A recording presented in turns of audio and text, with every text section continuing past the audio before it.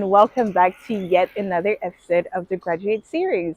On today's episode, I have a very special guest. This is a admirable, beautiful, vibrant pioneer, Deborah. Deborah is a senior research associate specializing in gene therapy and neurodegenerative diseases. She has also gone on to help spearhead the progression of multiple clinical projects and treatment. Her career so far has been characterized by resilience as well as being the change, being the representation that she wishes she had seen in those spaces that she went through.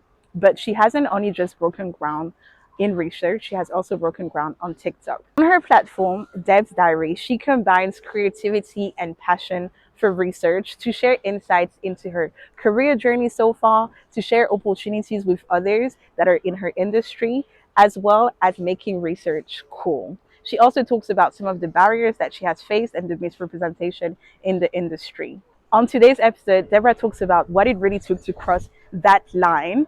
She talks about how she has used her limitations as a push factor. And she talks about the exciting things that she is looking forward to as she continues to navigate in her career. So without further ado, grab your cuppa, get comfortable, enjoy today's episode, and if you do, be sure to like, comment, subscribe, and I'll see you in the next one. Also, before getting into today's episode, I would like to apologize as there was a slight technical issue. However, I felt like the depth of the discussion was so important that I wanted to get the video out. Hi everyone, and welcome back to my channel. I am Rafaela, and I'm here today with a very special, very gorgeous, I'm trying. Stop. very accomplished guest. So today we have Deborah, Deb's Diary. Do you want to introduce yourself? Yes, she did that. You did that beautifully. I'm not gonna lie. Yeah, my name is Deborah, aka Debs. Some of you may know me as Deb's Diary through my platform on TikTok and Instagram, but I'm just super excited to be here and yap. Thank you so much. Thank you for being here. I'm excited for everything that we're gonna discuss today. But yeah, anyways, guys, get comfortable and let's get straight into it. Debs, I'm gonna call you Debs. That's perfectly That's fine. good. Okay, cool. So before we get into today's discussion and stuff, I like to make my guests feel a little comfortable. So I have some icebreaker questions for you. Nothing too Crazy. wild. Okay. Yeah. Okay. So my first question is, so if your younger self could see the work you're doing right now, what do you think would surprise her the most? That I made it. Do you know what it is? I think when I go back to like A-level days, I wasn't the brightest. I wasn't like the smartest girl in the room.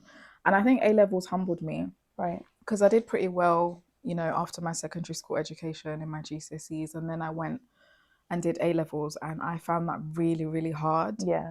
Really difficult, actually, to the point where I wasn't entirely sure whether I would actually pass and get the grades to go to uni and study the degree that I needed.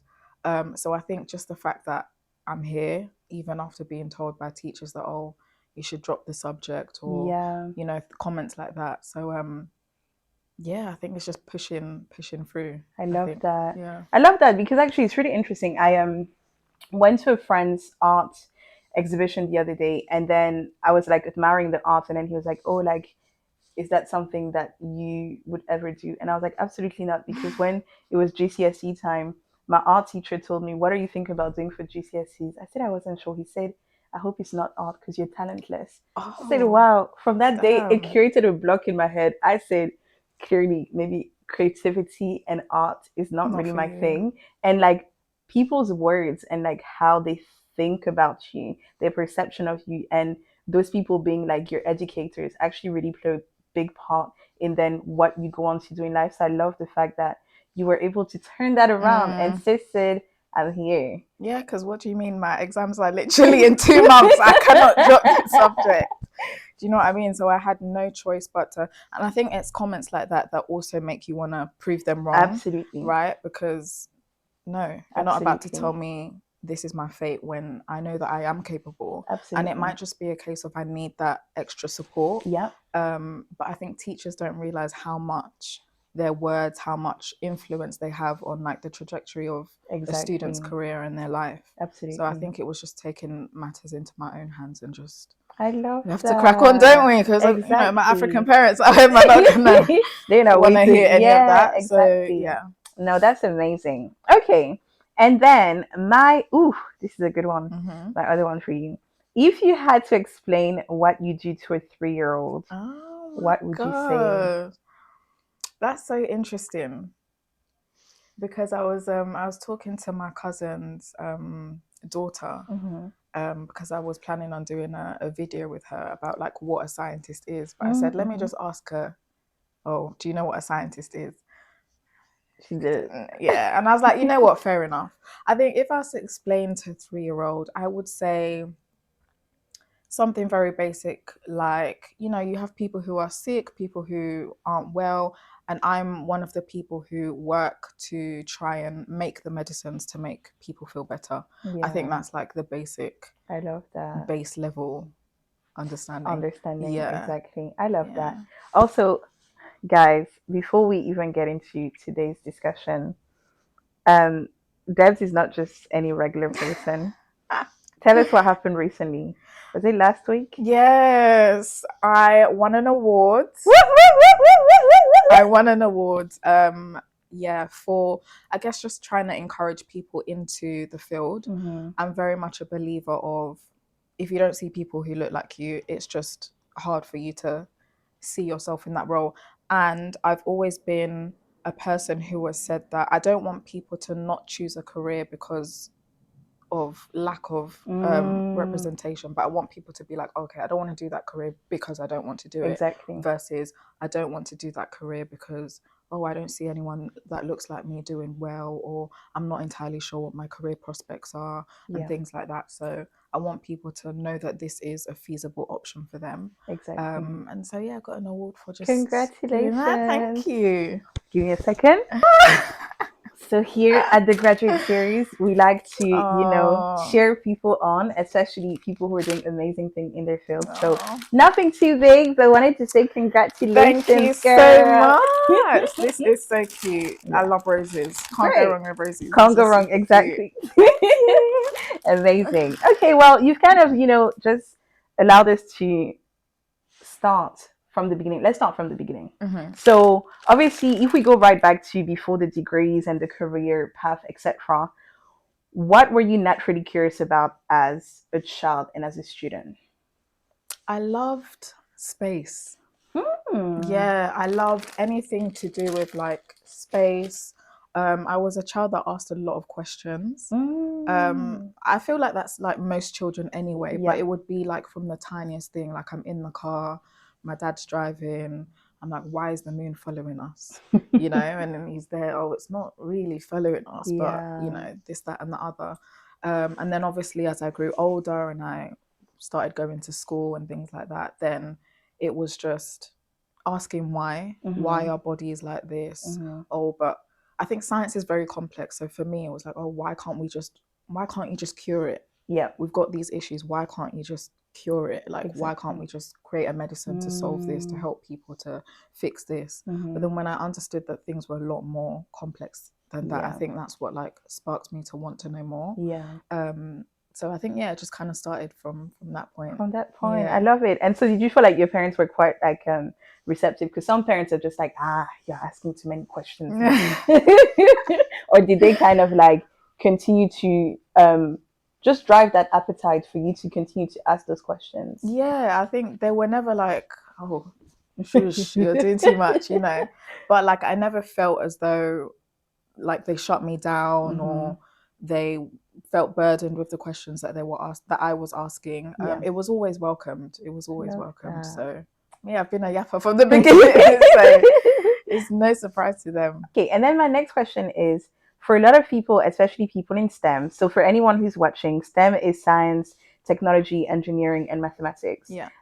There's often a more expected route. So, obviously, you stand more at the S part, the science, right? Yes, yes. And so, a lot of people then tend to go into like medicine, etc. Um, was that ever something that you considered? And what made you choose the direction that you're in now? Yeah.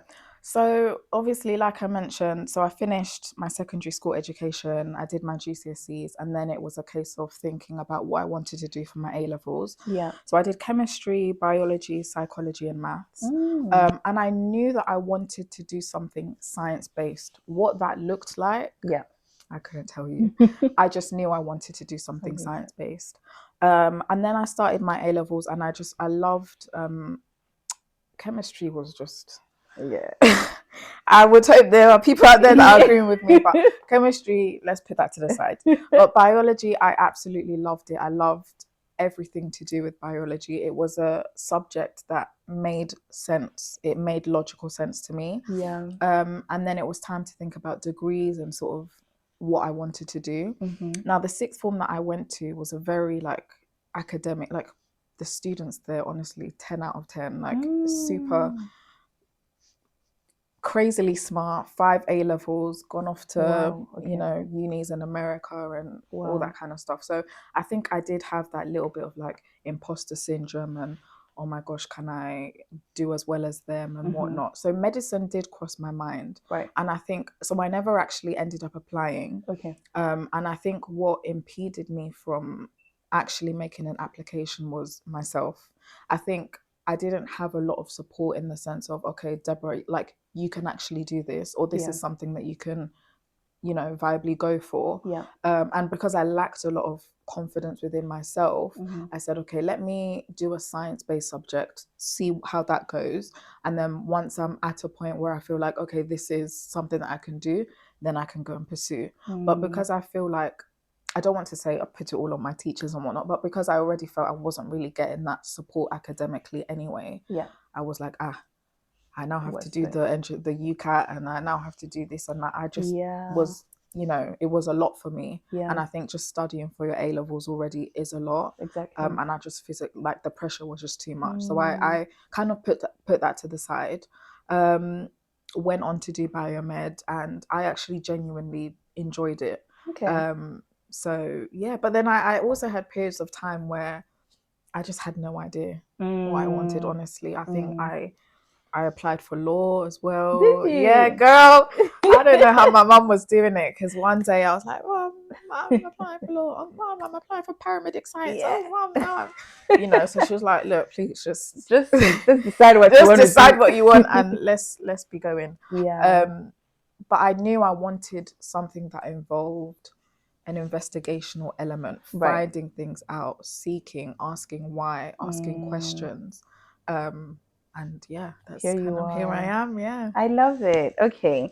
And then, so you are now a senior research associate. So, what does a day to day look like? Day to day, yeah. So I work for a very small startup biotech company. So we are focusing on like gene therapy research for patients who have, for example, dementia, Alzheimer's, and any other sort of neurodegenerative disorders. Yeah. So I work on the research side before the drug gets to clinical trials. Okay. Yeah. So I test our, let's say, therapeutic drug. I test them in different cell lines. So I test them in like monkey cells. I test them in neurons. I test them in different cell lines just to see whether our drug is working. Yeah. And yeah, it's just a series of analysis, optimizing, improving the therapeutic drug, meetings, just analyzing. But yeah, it's interesting, and it is very mentally stimulating. So it is nice. Okay. Which Yeah. you've kind of, okay, so you've answered what my next question was going to be. So, would you say then the most exciting part of the role is just that it keeps you mentally stimulated? And it's, I guess, like with science is also continuously like evolving. And I'm intrigued to know as well now, like with the age of like AI and technological advances, how does that play a part in like your day to day Yeah. research Yeah. therapy? Yeah. Yeah, so I would say, yeah, in terms of like the most exciting part of my role, I think science can, I know, I don't know, I hope this is not your next question, Shy, but I'm just jumping. But I feel like science can feel slow. So I guess it ties into like not the boring Yeah. side, Yeah. but like sometimes people in the field, it can feel quite slow. It can feel quite like sluggish and mundane Yes. and whatnot. But I think where I get the satisfaction is that the science that we're working on is really translational, in the sense that I know that the work that I'm doing is going to have It's an gonna, impact on patients. And I think just being able to step back yeah, and kind of look at the grander scheme of things, it's like, wow, this is actually. And when we have patients as well come in to the office, and people who have family members who are affected by these conditions, yeah, it's like yeah. people are so desperate, right? It's like there was Mm, a gene therapy for sickle cell approved, I think, some point last year. And I made a video about it on TikTok, and the amount of like DMs I had about people who wanted to like know really? more Yeah, and access it, and people were desperate to get yeah. their hands on this. And it's like there are so many people who are affected by genetic conditions, um, but to be able to be like at the beginning of working on that is like so rewarding for me anyway. I love that. um, yeah, It's yeah. rewarding.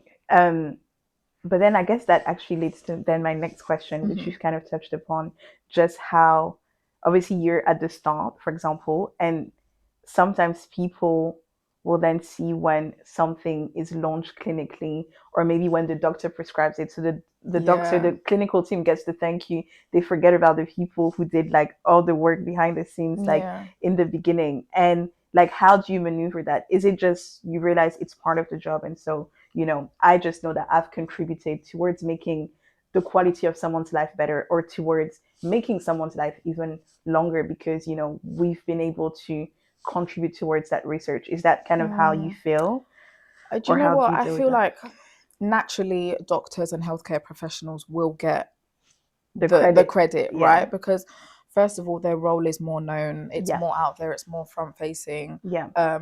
So naturally people will see a drug or something, and they're like, wow, this is great, or my doctor has given me this is Mm-hmm. fantastic, thank you doctor, thank you whatnot. Yeah. um but I think, again, it's just bringing more awareness to the fact that there are people before that Mm-hmm. have led to Exactly. this amazing thing. And we're not beefing each other, guys.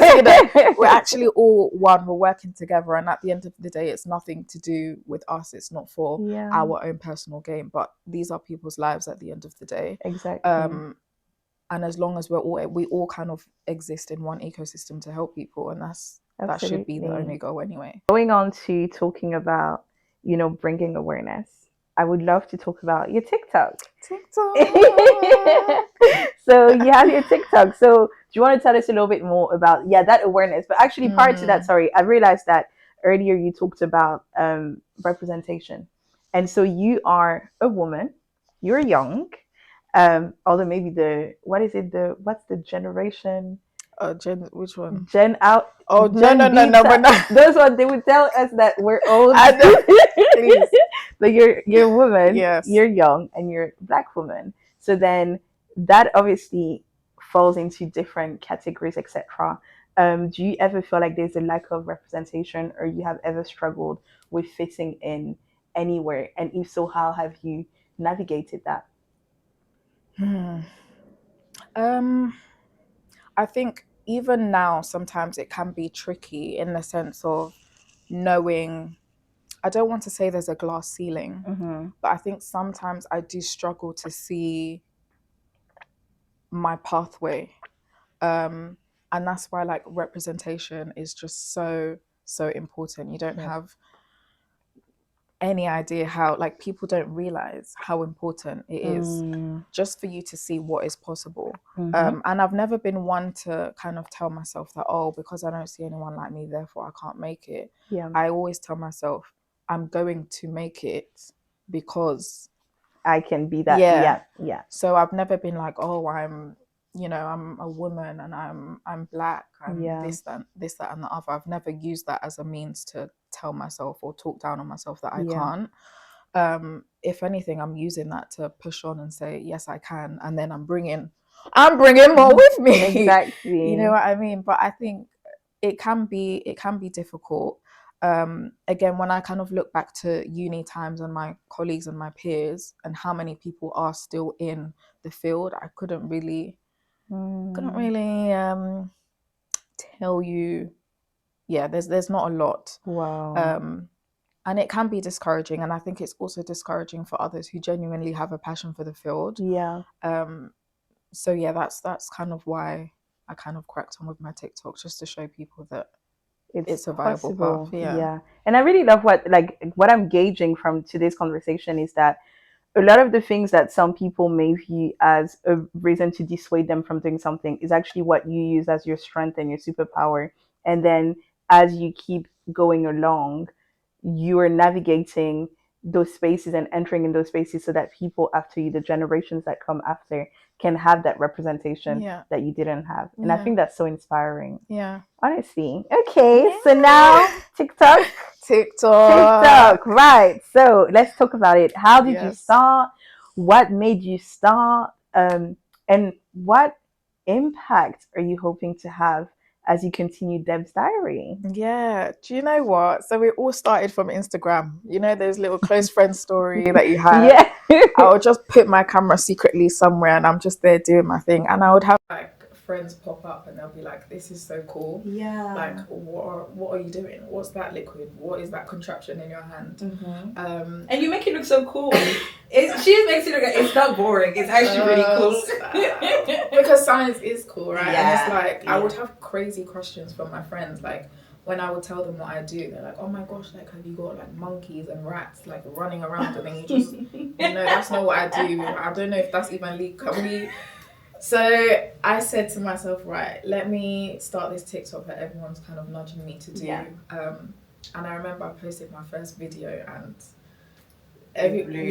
people just, they loved it. They were like, oh my gosh, like, this is so cool. Like, I love this. And I was like, oh, is that easy to please you guys? So I just kind of continued from there. And then I realized that this, like, the content that I'm creating was something that I would have appreciated to see when I was navigating my journey. Absolutely. So now I just give like career tips and advice and kind of what helped me and what I put on my CV to help me break into the field, the work experience that I did prior, what it is that I do day to day. I explain complex scientific jargon and I kind of simplify it, Again, that's something that I would have appreciated throughout my academic, because sometimes all these words, what are you saying? Exactly. Even me, I don't know. So I really do try and just make it accessible to as many people as possible. And that's where I love that, because it's true, like we should be utilizing the platforms that we have now, and even with the graduate series, like, it's just information that we didn't have at the time as accessible as now, so then just using that space to kind of break those barriers. So I really love that. So would you say your audience is more like people wanting to go into the field who are not in university yet, or would you say it's just to anyone out there who is a science fanatic? I've got I feel like my audience at the moment are those who are approaching university and those who are currently in university. Right. I think there's not enough conversation about career options for life science graduates. And I even talk about that on my TikTok as well. You do not have to be in the lab. There are plenty and plenty of roles and careers that you can get into with your degree. I think people study their degree, they get to the end, they panic and think, I'm not employable. That was me as well. That was me too. That was me. And then when you now go home and you have people nagging you saying, oh, so what's next, please? I don't know what's next, and I'm stressed from the question they asked me because I can't tell you what's next. And I think it's just kind of helping people and guiding them through that process and showing them that there are multiple roles and that your degree is a good degree and you are employable with your degree. Exactly. So. Okay, and I'm going to throw a few questions in the spanner. I like to go off script. So then, so in terms of then, if someone is, they finish uni, they've done something completely different, but they want to go into, research, etc. Is that something that's feasible? And how would they leverage their skills in order to go into that? What degree have they? What do you mean? Something? Let's say they did theater.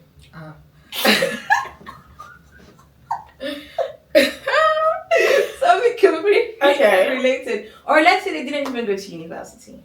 Okay, I would say you can get into a research-based role without a degree.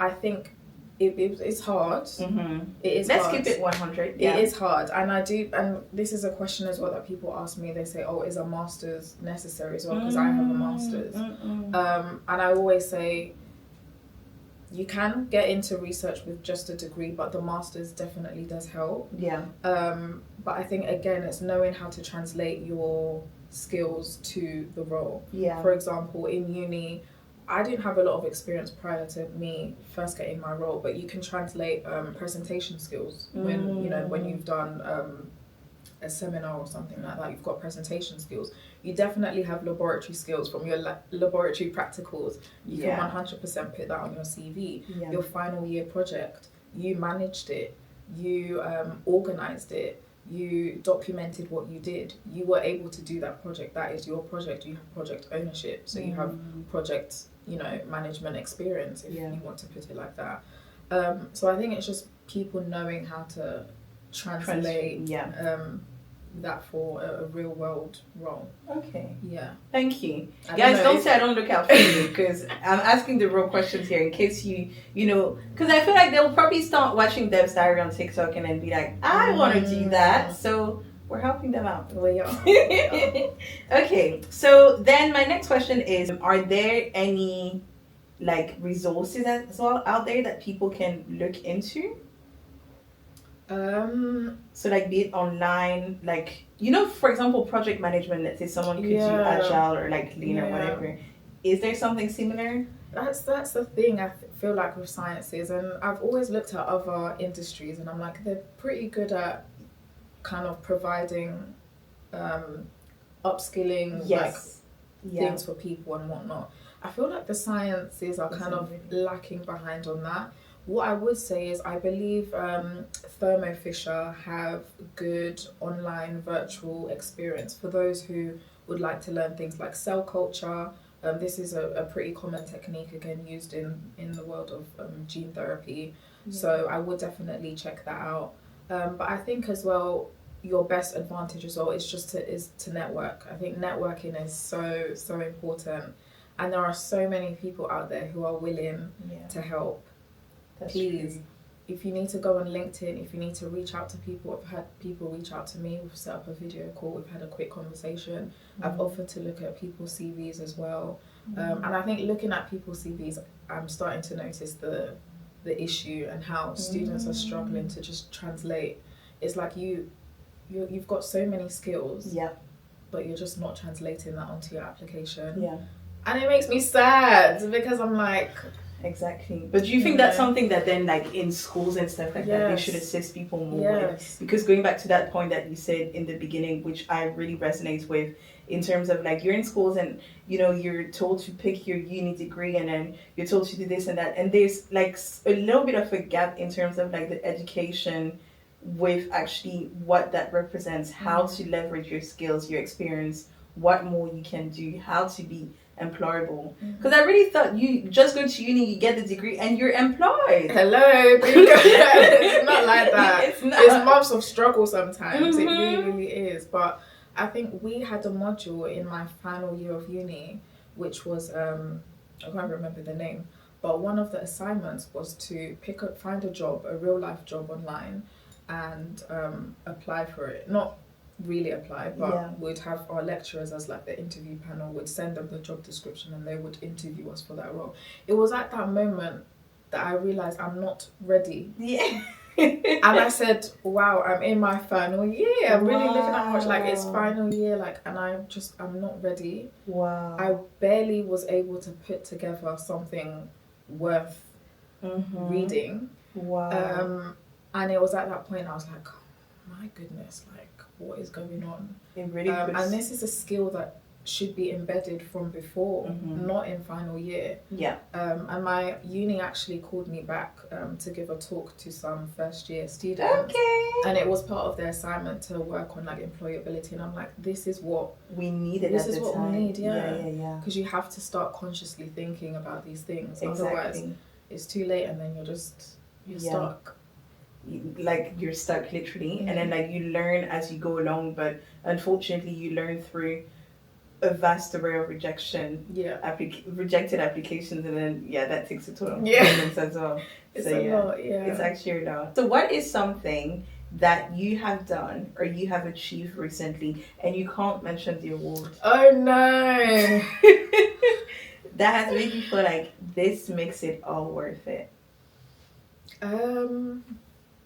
That's a good question. I would say it's a few things. So I do go to like a lot of schools, and I give talks to like young people and whatnot. And recently I went to a school in South London. I have a friend, he's a head teacher of that school. And I gave a talk to like some 15-year-olds about kind of like what I do. And then he emailed me not too long ago actually, and was like, oh, I've got these two students who absolutely kind of loved what you do, and they'd love to do like a week work experience at your company. Now my company have never hosted students that young, and I was like, oh my gosh, are we even going to be able to like make this happen? So I had a conversation with HR and whatnot, and they were fully on board with it. And I think for me it was just nice to be able to, like, they're 15, right, and it's so nice to have already been able to make that much of an impression on them. So that's one thing. And then I did a photo shoot with Canary Wharf Group as well, so I was on billboards around Canary Wharf on the Tuesday. I will. So that was like really nice. It was like it was it makes it worth it. It does. Do you ever feel like, okay, so then going back to the question asked in the beginning about when you were younger and then looking at you now, do you ever just sit back, breathe, and say, wow. Like, I've come so far? Yeah. And yet so much further to go. I know. I think it's like, people tell me like, wow, you're doing great and whatnot, and I'm just like, I'm just doing me with the little that I know. I'm just trying to do as much as I can. But I think it's nice because, again, like I said, growing up I did lack that confidence in terms of what was possible for me, and I think it's just like day by day I'm just kind of proving to myself that, hello, you can do this. You can actually do it. And it's just bringing everyone along for the ride as well, to show people that like everything is in our own heads most of the time. It's our voice that's the loudest, saying, oh, this, that, and the other, and it's kind of nice to see myself push past that. So sometimes it is kind of surreal, like, oh my gosh, I love that. So I think my younger me would definitely be like, wow, this is proud. Definitely. So that's amazing. And I feel like it's just, I don't know if she's reading my mind or if she's anticipating my questions, because I was gonna say, okay, so for all the speakers who usually come on the graduate series, I like to ask them what is one, for example, gem or, piece of wisdom or whatever else that they want to leave to the listeners or the viewers out there. You've kind of touched upon that in terms of like, just pushing forward. But is there anything else that you wanted to add? I would say, if you don't feel enough or if you don't feel visible, don't use that as a means to suppress yourself.